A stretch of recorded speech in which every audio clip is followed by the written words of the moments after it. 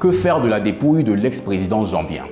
La famille d'Edgar Lungu, décédé en Afrique du Sud en juin dernier, refuse de rapatrier son corps dans son pays natal, la Zambie. Pour eux, ils détestaient l'actuel président Hakainde Hichilema et souhaitaient ne pas le voir à ses funérailles. Le pouvoir de Lusaka, de son côté, affirme que Edgar Lungu appartient à la nation zambienne. Un bras de fer est lancé. On fait le point sur cette curieuse affaire qui mélange, vous allez le voir, sorcellerie, guerre de pouvoir, hymne de football ou encore détective privé.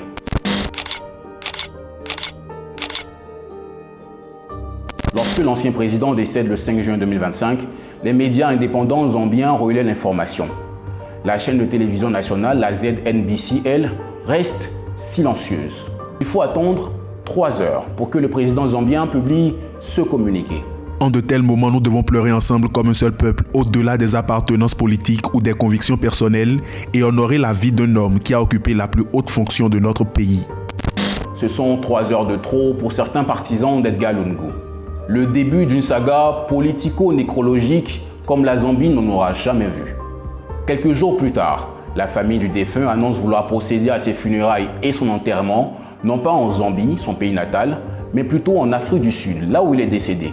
Elle affirme que Edgar Lungu aurait dit sur son lit de mort qu'il ne souhaitait pas voir son principal rival à ses obsèques, le président Hakainde Hichilema.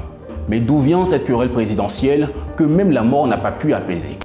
Lorsque Edgar Lungu s'était à l'hôpital Mediclinic Medforum de Pretoria, il avait déjà perdu le pouvoir zambien depuis 2021 face à Hakainde Hichilema. C'était leur 3e confrontation.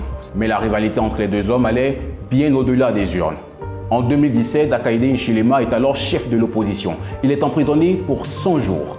Il lui est reproché d'avoir mis en danger la vie du chef de l'État, Edgar Lungu, en bloquant son cortège présidentiel. Hakainde Hichilema affirme avoir été retenu en isolement les 8 premiers jours, sans eau, sans électricité et sans toilettes. Il en tenait Edgar Lungu personnellement responsable. Hakainde Hichilema devient président en 2021. 2 ans après, Edgar Lungu se voit alors retirer tous ses privilèges d'ancien président de la République. Cette même année 2023, la police met en garde l'ex-président contre le fait de faire son jogging en public.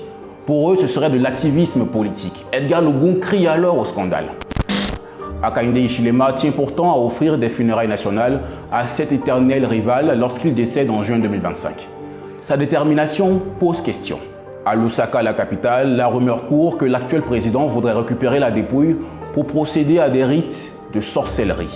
L'avocat de la famille Lungu, Makebi Zulu, affirme même qu'un détective privé a été dépêché à Johannesburg pour avoir accès au corps de l'ancien président.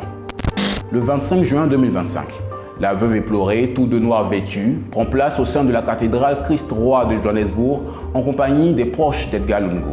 Il est prévu une messe de requiem suivie de l'enterrement de l'ex-président dans la plus stricte intimité familiale. Mais surprise, à la dernière minute, la justice sud-africaine décide de stopper la cérémonie. Elle ordonne le rapatriement du corps d'Edgar Lungu. Le clergé se voit alors obligé de procéder à une simple messe d'hommage. Dans le camp des pro-rapatriements en Zambie, on célèbre la victoire en musique. La chanson Free Lions du groupe britannique Lightning Seed, écrite pour l'Euro en 1996, est devenue un hymne dans le pays. Son célèbre refrain It's Coming Home, ça revient à la maison en français, est repris sur les réseaux, à la radio et même dans les boîtes de nuit. La famille d'Edgar Lungu, elle, a fait appel de la décision de la justice sud-africaine. La dépouille de l'ancien président zambien est toujours en Afrique du Sud en attente d'un verdict.